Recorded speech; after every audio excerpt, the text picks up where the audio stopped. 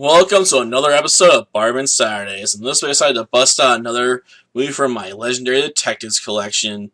This time I decided to go with Tracey Meets Gruesome. Of course, you gotta feel sorry for the henchmen in a Dick Tracy movie, because eventually, one of them's gonna be put on cock-blocking duty. After all, you always gotta stop the dick from blowing a hot load all over you. A hot load of lead, but let's face it, guns are definitely a euphemism for the penis. At least that's how it was in Zardoz. And Family Guy, and I could probably go on, listing all kinds of other shows and other in media where that's true. That's just how it usually goes with guns. They're your substitute penis. Of course, I may be being influenced by 26 right now, because, she's constantly horny. So she's making me do more double entendres than I really need to throw in there.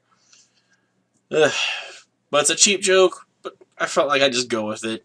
It's a bad one. I'll go with it. As for our gruesome in the title, he's played by Boris Karloff, I believe is the proper pronunciation. But if I get it wrong, in my defense, I'm a dumb American, and I only speak one language. American. Not English, American. It's different. Don't ask how. It's just different. As for the movie itself, it's a low-budget film noir. It's nothing particularly special, to be honest. We got some gun scenes here and there, but for the most part, it's just one guy shoots someone running towards him off screen. Then you cut back to the other guy, and, he's just laying there dead, or something like that. There's just not that much action in this film noir, even when we have our action scenes. And while it tries to get something of an atmosphere going for itself, it doesn't really get the proper tone, in my opinion, to be called a good film noir. So, yeah, it's a low-budget movie that just doesn't really strike the right tone, I think, somewhat. But it's not an unenjoyable sit, just not a particularly good film overall, just one of those mediocre titles, it's there, you can watch it, but it's not going to really leave much of an impact outside of, making fun of some characters' names, I suppose. Like Dr. Atomic and Professor I Am Learned. Even the main villain, or at least the one that comes up with the plan. I'm sorry, because Gruesome might as well be our main villain, so he kills most of the other villains. He's like, yeah, I killed Dr. Lethal, and I'm gonna kill Melody, the piano player that brought me into this gig in the first place, because let's face it, he's a liability now, seriously injured, might as well just burn him in a fire and incinerate his body. Sure, he's a friend and all, but that doesn't mean I can't burn him up and not feel bad about it, because I'm gruesome. He only spares, X-Ray, yeah. They named one of the sidekicks in the movie X-Ray. It's like, yeah, I need one other person to go help me pick up Melody. And you already know when he says that, like, he's gonna shoot X-Ray shortly afterwards, and then probably toss his body into the incinerator, because that's just how Gruesome rolls. He's like, I gotta get rid of everybody else, and then it's the perfect crime, despite the fact they already know I'm involved.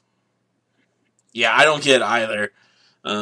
You think he would, leave him alive and tell him to take a different car and just go somewhere else and just take a bunch of the take, or just take all of it and be like, anyone wants to stop me? I'll kill you. You guys just need to get lost. And then I'll call the cops on you, so they're busy chasing you and I can get away, or something like that. Because Gruesome, constantly picks on Melody for just being a dumb thug, but let's face it, Gruesome's plans really aren't much better, since they're all, like, oh, you killed the cop? That was a terrible idea. Now watch me kill everyone else that I'm partnered up with. That's a much better idea. Like, who does he think he is? The Joker? Leave that for the Dark Knight, man. But yeah, outside, I don't have that much to say about it. It just moves at a decent pace and just mildly entertaining. The best parts are probably some of the wordplay jokes I already mentioned, so yeah. Not much going for it. Action scenes, not that great. No car chase scene, which honestly I think they should have included since they set themselves up for it, and then they're like, nope, slip past us, outsmart us again. I think they just couldn't afford to put in the budget for a car chase scene, so they're like, we just gotta find an excuse not to have one. Low-budget movies. We must love how bad you make the chase scene appear to be. Until next time, then. See ya. Come on, Pat, what happened to you? Okay. I was bit by a tiger.